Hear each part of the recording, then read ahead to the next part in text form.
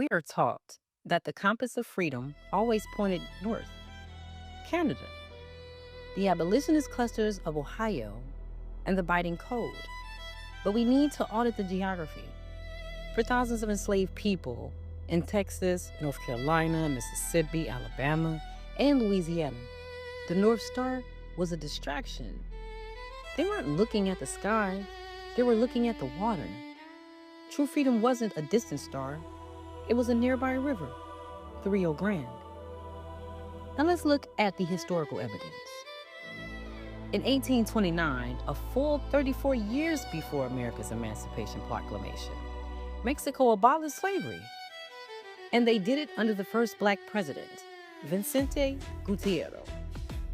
To the American South, Mexico became a geopolitical nightmare. While the U.S. pleaded for the return of property, Mexico stood firm. They refused to sign the fugitive treaties, declaring that the moment an enslaved person set foot on Mexican soil, they were no longer property. They were free citizens. In Mexico, you weren't a runaway, you were a neighbor. When we audit the historical narrative, we see a deliberate erasure of the Southern route. Now, why is that? Because it complicates the easy history of American progress.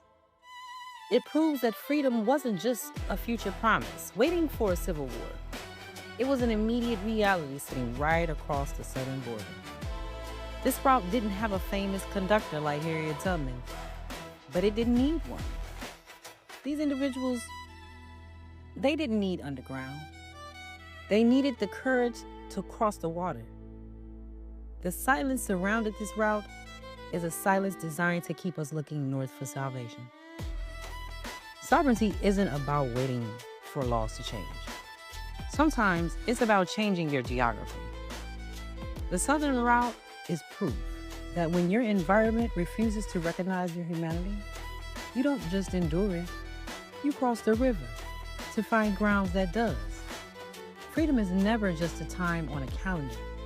It is a place on a map. Class dismissed.